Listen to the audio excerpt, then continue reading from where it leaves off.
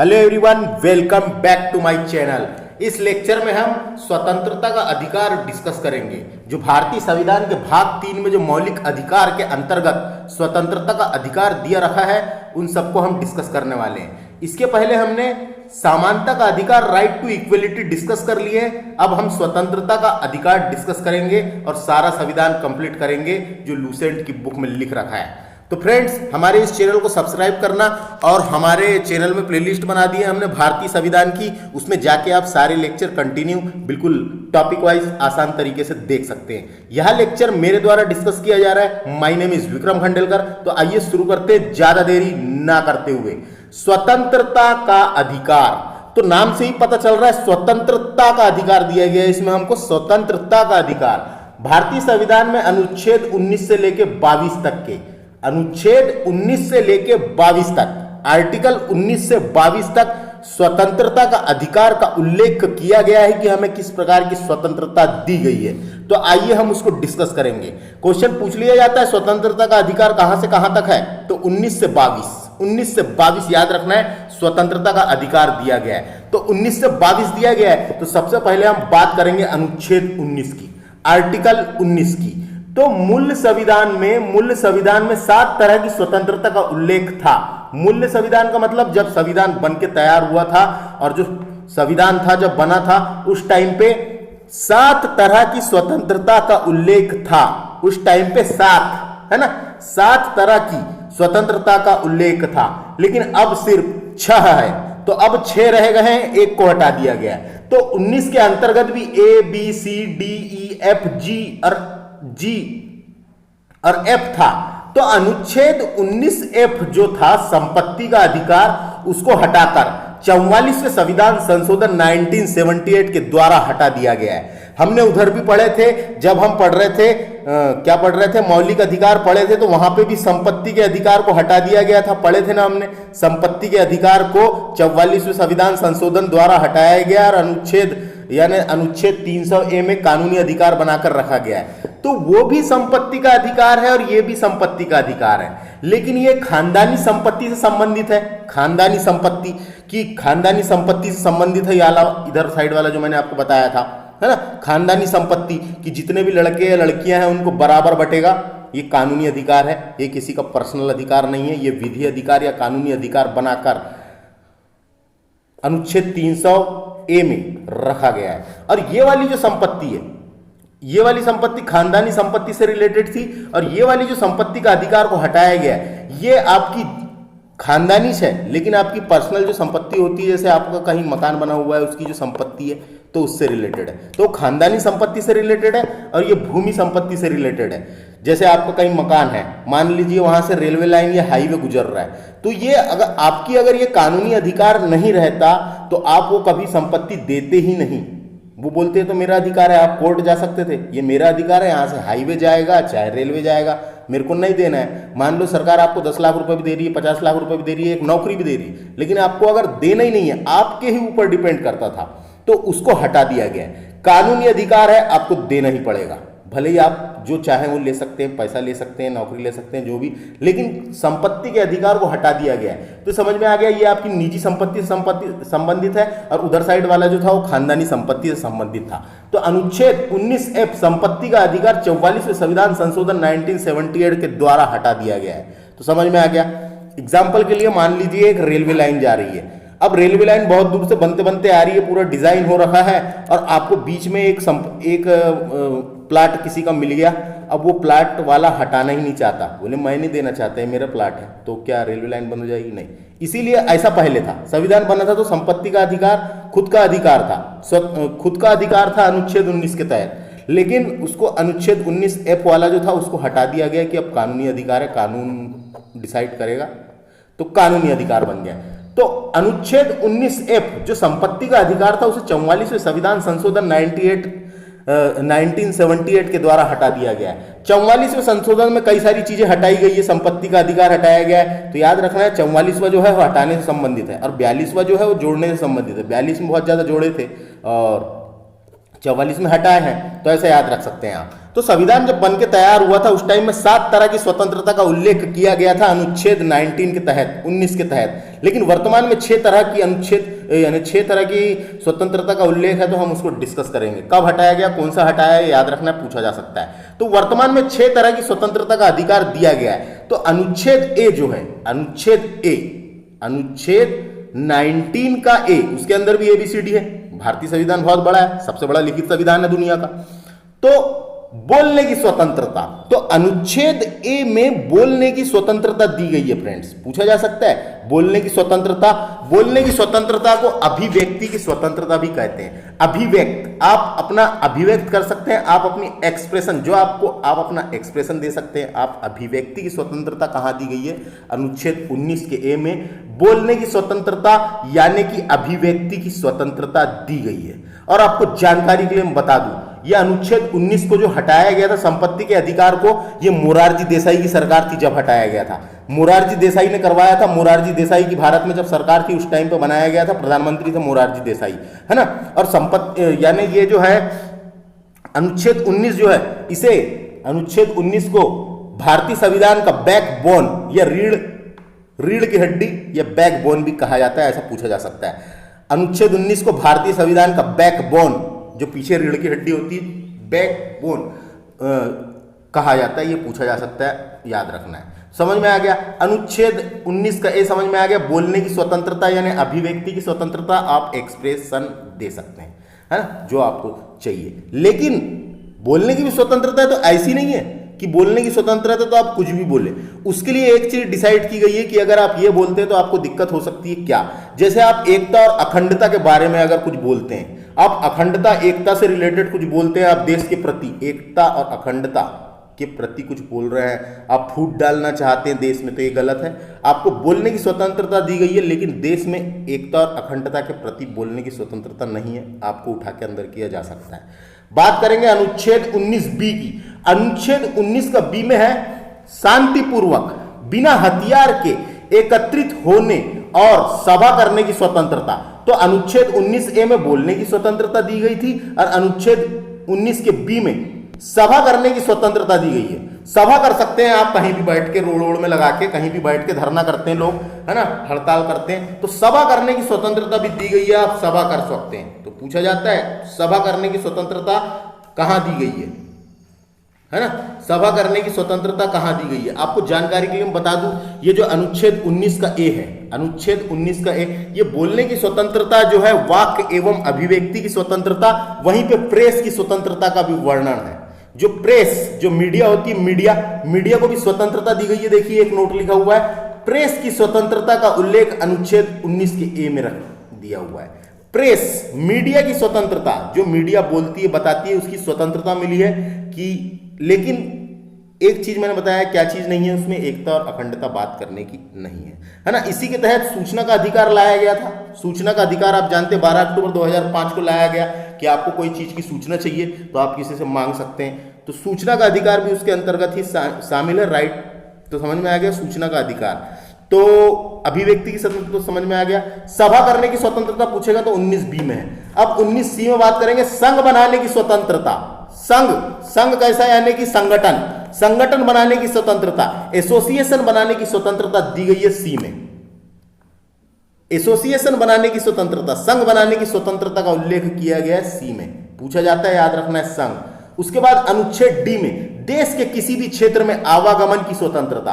आप देश के किसी भी क्षेत्र में आवागमन कर सकते हैं, यानी आ जा सकते हैं, यानी संचरण कर सकते हैं, घूम सकते हैं, है ना। तो इसकी स्वतंत्रता भी, आपको आवागमन की स्वतंत्रता दी गई है। आपको कोई रोकेगा टोकेगा नहीं, आपसे कोई पूछेगा नहीं, बस आपके पास आपका आधार कार्ड और आप किस कारण जा रहे हैं वो होना।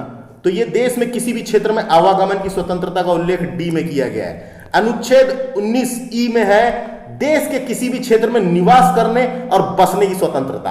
तो आपको जहां जाके बसना है, आपको मनाली जाके बसना है, आपको जहां जाके बसना है वहां रहना है, आप वहां किराए से रहिए, चाहे आप वहां जमीन खरीदिए और रहिए, आपको कोई नहीं रोकेगा, वहां की कोई सरकार नहीं रोकेगी, आपको कोई जिला, कोई पंचायत, कोई ये ऐसा, इसकी सब चीज की स्वतंत्रता दी गई है अनुच्छेद 19E के तहत, है ना। तो देश के किसी भी क्षेत्र में निवास करने और बसने की स्वतंत्रता हमें संविधान का अनुच्छेद 19E देता है। 19 का जी की बात करेंगे, कोई भी व्यापार एवं जीवन चलाने की स्वतंत्रता। तो हम चाहे तो कोई भी व्यापार कर सकते हैं, कोई भी व्यवसाय चुन सकते हैं, तो कोई भी व्यापार एवं जीविका चलाने, जो हम जीविका चलाते हैं, जिस तरह से हम जीविका चलाना चाहते हैं, तो जीविका चलाने की अधिकार भी हमें अनुच्छेद 19 जी देता है। तो समझ में आया दोस्तों, ये इतने स्वतंत्रता 6 प्रकार के हो गए ना। सबसे पहले क्या है, बोलने की स्वतंत्रता, दूसरे नंबर में है सभा करने की स्वतंत्रता, तीसरे में है संघ बनाने की, और डी में है आवागमन और निवास करने, है ना, और इसमें है व्यापार करने। आप जो व्यापार करना चाहते हैं या जिस तरीके से जीवन जीना चाहते हैं, तो उसकी स्वतंत्रता यहाँ पे जीविका चलाने की स्वतंत्रता दी गई है। तो अनुच्छेद 19 समझ में आया आपको, अनुच्छेद 19, है ना। तो यहां से देखिए, एक प्रेस की स्वतंत्रता का वर्णन कहां पे है, पूछेगा 19 के ए में। 19 के ए में मीडिया को स्वतंत्रता दी गई है अभिव्यक्ति की स्वतंत्रता के अंतर्गत। तो अनुच्छेद 19 आपको समझ में आया क्या? आपको याद रखना पड़ेगा, ये अनुच्छेद 19 में अभिव्यक्ति की स्वतंत्रता दी गई है, तो उसके अंतर्गत 6 प्रकार की स्वतंत्रता का अधिकार है। और 6 प्रकार की स्वतंत्रता कौन सी है? एक को तो हमने हटा दिया, 19 का एफ वाला जो है संपत्ति का अधिकार 44वें संविधान संशोधन 1978 के द्वारा हटा दिया गया है। यहाँ पर लिख रखा है, आप इसको देख सकते हैं, लूसेंट की बुक हम डिस्कस कर रहे हैं, है ना। तो ये इसको आपको याद रखना है, बोलना, फिर उसके बाद सभा है, सभा के बाद संघ बनाने की स्वतंत्रता। लेकिन मैं आपको जानकारी के लिए बता दूं कि ये सब चीज की स्वतंत्रता तो दी गई है, लेकिन एक बात याद रखिए आप कि ये जो स्वतंत्रता दी गई है, ये एकता और अखंडता के विरुद्ध नहीं बोल सकते आप, देश की सुरक्षा के प्रति नहीं बोल सकते। देश की सुरक्षा के प्रति अगर कोई संघ बना रहे हैं या कुछ कर रहे हैं, तो उसके लिए भी आपको गिरफ्तार किया जा सकता है, और संविधान के विरुद्ध है। पब्लिक को आप डिस्टर्ब नहीं कर सकते। आप मान लिया आपको सभा करने की स्वतंत्रता दी गई है, लेकिन आप पब्लिक को डिस्टर्ब नहीं कर सकते। ऐसा नहीं है कि आप रोड में लगा के बैठ गए और पब्लिक डिस्टर्ब हो रही है। स्वतंत्रता मिली है, लेकिन कुछ ऐसे प्रावधान दिए गए हैं भारतीय संविधान में। आप किसी का मोरल डाउन नहीं कर सकते, है ना, तो मोरल वाला भी दिया गया है ना। आप कोर्ट के खिलाफ नहीं बोल सकते, क्योंकि कोर्ट सबसे बड़ा है, संविधान का रक्षक, तो कोर्ट के खिलाफ आप नहीं बोल सकते, ये भी है ना। विदेशी संबंध, मान लीजिए बाहर देशों से कोई विदेशी हमारे भारत घूमने आता है, तो उसको आप गलत नहीं बोल सकते। वो आपको बोलने की स्वतंत्रता है, लेकिन गलत नहीं बोल सकते, है ना।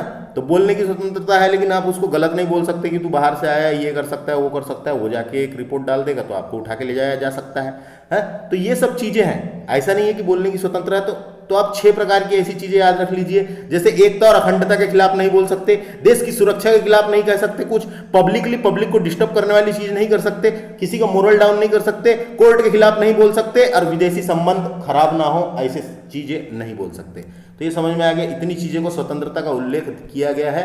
तो आप इसको अनुच्छेद 19 को समझिए और इसको याद रखना है आपको। अब बात करेंगे अनुच्छेद 20 की। 20 में क्या लिख रखा है? अपराध के लिए दोष सिद्ध के संबंध में संरक्षण।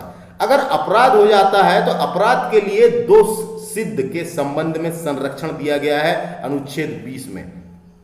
कहने का मतलब है अपराध की दोष सिद्ध के संबंध में संरक्षण की बातें यहां पे लिख रखी है। तो इसके तहत 3 प्रकार की स्वतंत्रता का वर्णन किया गया है। किसके तहत? अनुच्छेद 20 के तहत। जो अपराध के लिए दोष सिद्ध के संबंध में जो संरक्षण दिया गया है, उसके तहत 3 प्रकार की स्वतंत्रता का वर्णन किया गया है। किसी भी व्यक्ति को एक अपराध के लिए सिर्फ एक बार सजा मिलेगी, ये समझिए इस बात को। किसी भी व्यक्ति को एक अपराध के लिए सिर्फ एक बार ही सजा मिलेगी। कहने का मतलब है एक ही कृत या उसी कृत के लिए एक से अधिक बार सजा नहीं दी जाएगी। समझने वाली बात है, समझना है आपको।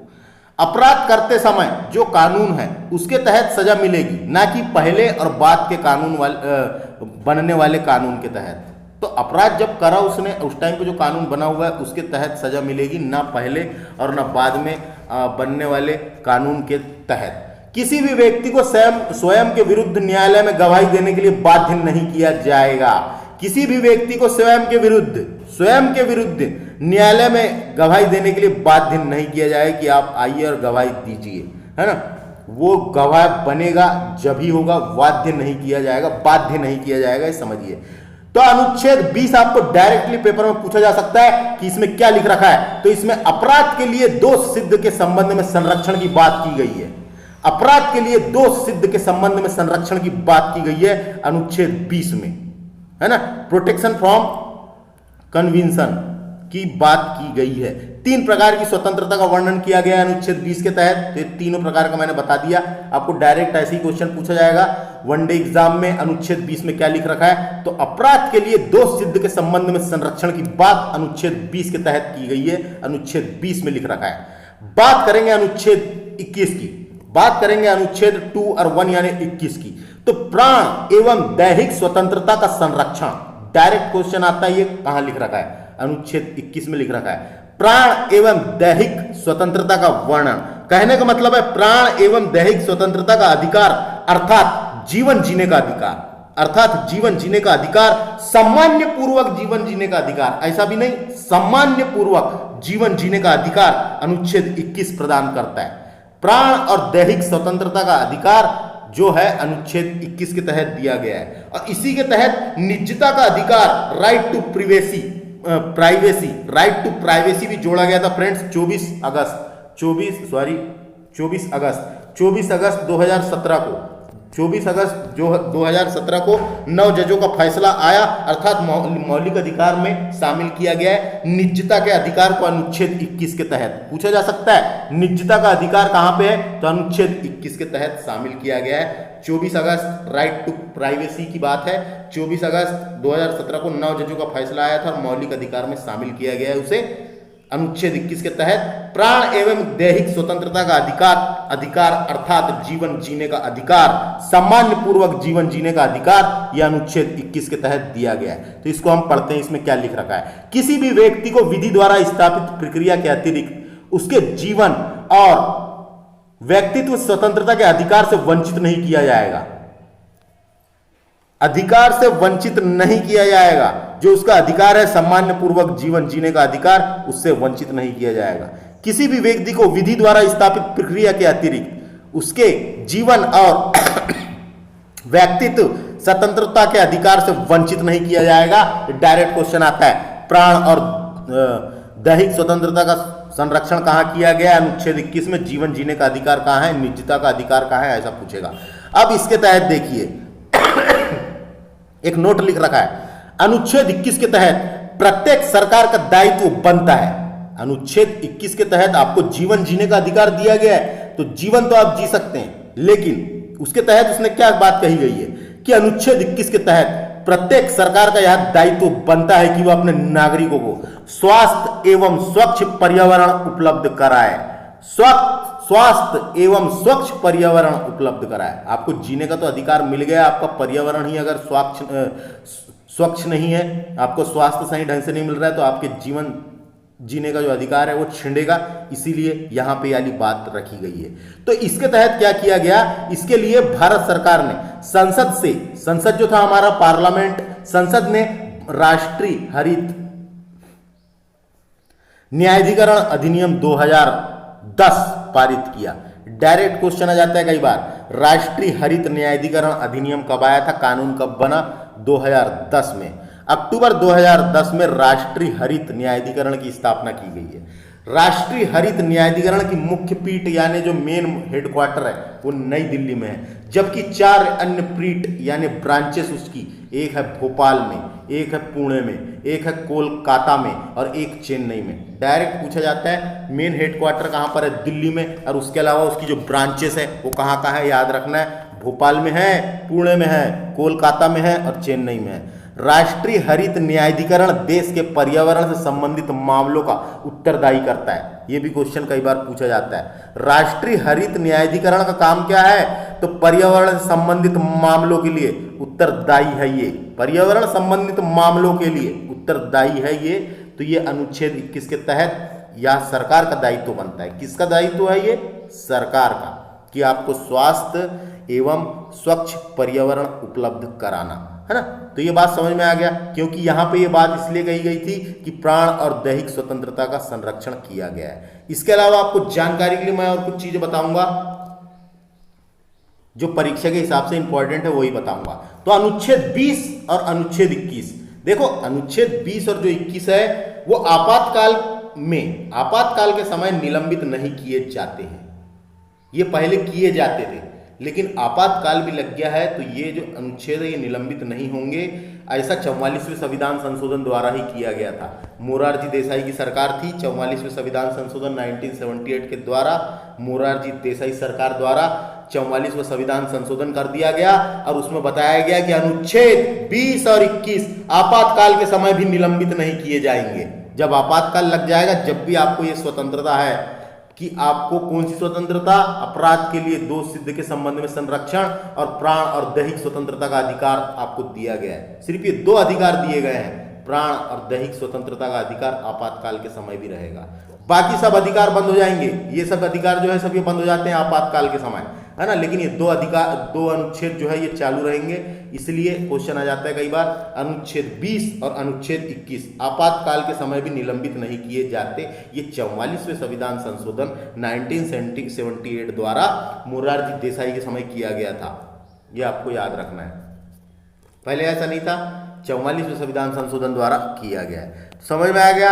अब बात करेंगे, देखिए इसमें ही बाद में एक अनुच्छेद जोड़ा गया जिसका नाम है अनुच्छेद 21 का। पहले 21 था, उसमें का जोड़ दिया गया, है ना। तो का जो जोड़ा गया उसके बारे में पढ़ेंगे हम। तो उसमें क्या हुआ था,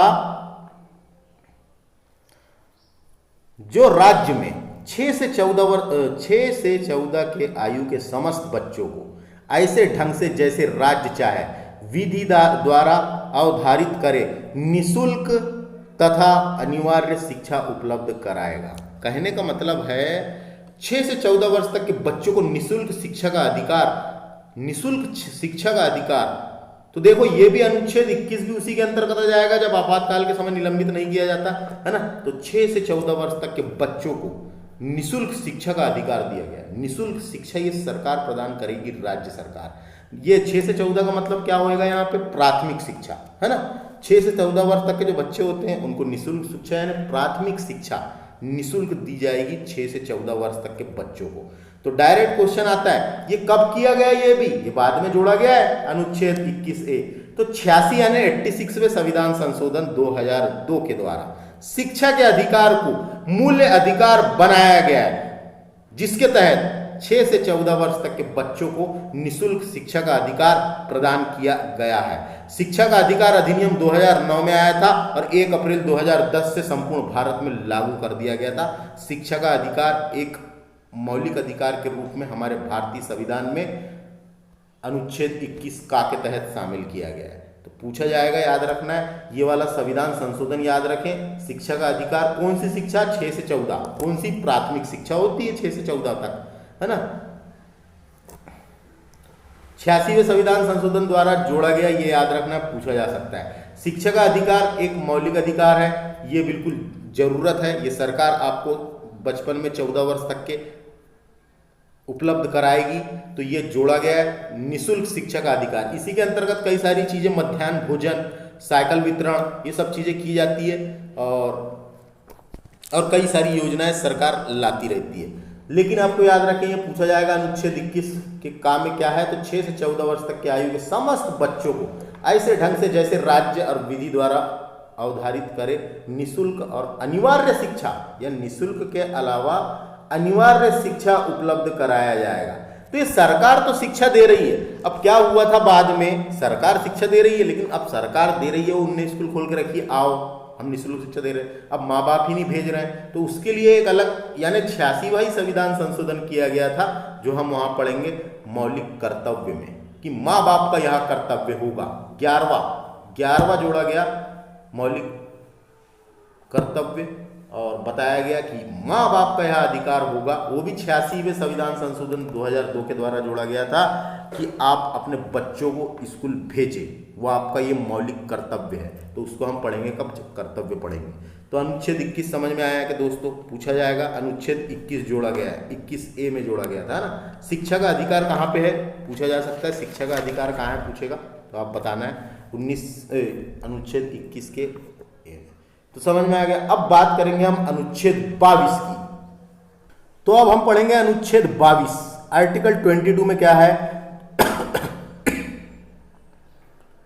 कुछ दशाओं में गिरफ्तारी और निरोध में संरक्षण। निरोध का मतलब होता है कैद, जो कैद कर लिया जाता है, तो उसमें संरक्षण।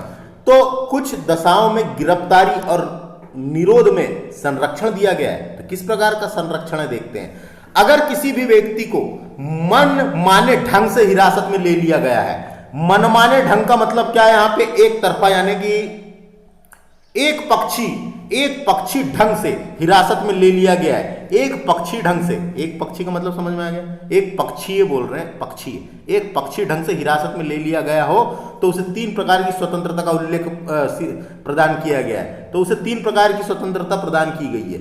एक तो सबसे पहली क्या है, हिरासत में लेने का कारण बताना होगा।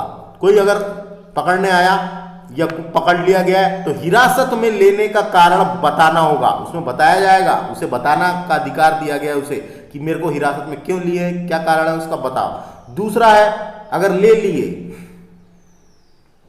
तो 24 घंटे के अंदर आने जाने के समय को छोड़कर उसे दंड अधिकारी के समक्ष पेश किया जाएगा। समझ में आया? 24 घंटे के अंदर आने जाने का जो समय लगता है उसको छोड़कर उसे दंड अधिकारी के समक्ष पेश किया जाएगा। तीसरा क्या है, उसे अपने पसंद के वकील से सलाह लेने का अधिकार होगा। अगर आपको अरेस्ट कर ही लिए हैं या वो हो गया है तो ये अधिकार दिया गया है आपको 3 तरह का, जिसके अंतर्गत उसके अपने पसंद के वकील से सलाह लेने का अधिकार दिया गया है। अपने पसंद के वकील से सलाह लेने का अधिकार दिया गया है। तो डायरेक्ट पूछा जाता है 22 में क्या लिख रखा है, कुछ दशाओं में गिरफ्तारी और निरोध में संरक्षण। इतना पूछेगा आपको तो आपको बताना है कुछ दशाओं में गिरफ्तारी के संरक्षण प्राप्त करने का अधिकार, जिसमें निवारक, उसके अंतर्गत निवारक निरोधक विधि भी शामिल है। निवारक निरोधक विधि भी शामिल है। तो समझ में आया कि 22 में क्या है? तो 22 में क्या है, कुछ दशाओं में गिरफ्तारी और निरोध में संरक्षण, है ना। जैसे हम उसको बोल सकते हैं कुछ दशाओं में गिरफ्तारी के संरक्षण प्राप्त करने का अधिकार दिया गया है, इसके अंतर्गत निवारक निरोधक और विधि भी शामिल है। तो डायरेक्ट पूछा जाएगा। तो समझ में आया दोस्तों, हमने स्वतंत्रता का अधिकार डिस्कस किए। स्वतंत्रता का अधिकार अनुच्छेद 19 से लेकर 22 तक के दिया हुआ है, मौलिक अधिकार के अंतर्गत शामिल है। अनुच्छेद 19 से लेकर 22 तक के दिया गया है। तो आपको याद रखना है 19 में क्या था। तो 19 का एक और इंपॉर्टेंट याद आ रहा है, जो अनुच्छेद 19 है, 19 का जो 1 है, 1 के अंदर जो खा है, खा, उसमें है शांतिपूर्वक बिना अस्त्र शस्त्र के सम्मेलन करने का अधिकार दिया गया है। लेकिन वहां भी एक चीज की छूट दी गई है, एक अपवाद है वहां पे भी, कि जो सिखों को, जो सिख समुदाय होते हैं, सिखों को कटार धारण करने का अधिकार दिया गया है।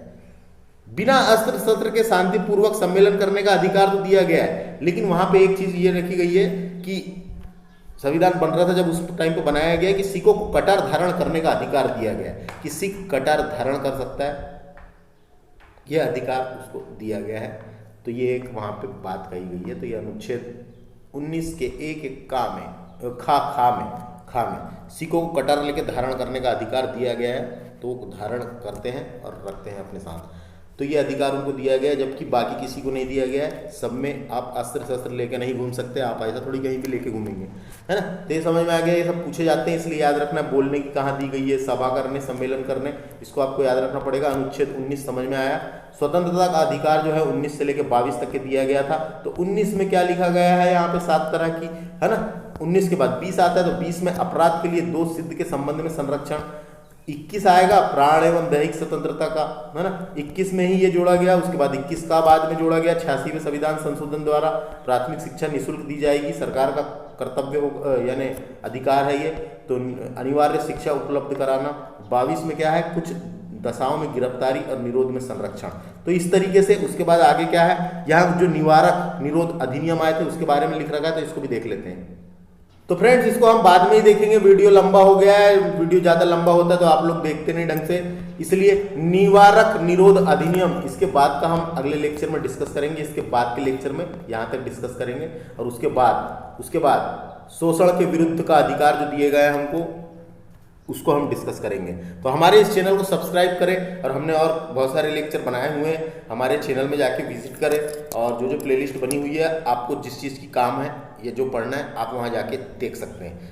भारतीय संविधान आपको पूरा कंप्लीट देखना है तो हमने भारतीय संविधान लूसेंट जीके करके बना दिए हैं, उसमें पूरे लेक्चर डले हुए हैं क्रम वाइज, आप उसको भी जाके देख सकते हैं। उसके अलावा अगर आप आप एमपी से हैं, अगर एमपीपीएससी की तैयारी कर रहे हैं, तो एमपीपीएससी के सिलेबस के अकॉर्डिंग भी हमने कई सारी प्लेलिस्ट बना के रखे हैं, तो उसको भी आप जाके देख सकते हैं, है ना। तो थैंक्स फॉर वॉचिंग। हमारे इस चैनल को सब्सक्राइब कर लें, जिससे आने वाले नोटिफिकेशन आप लोगों को मिलेंगे, और बेल आइकन को भी प्रेस कर लें। Thanks for watching. नमस्ते।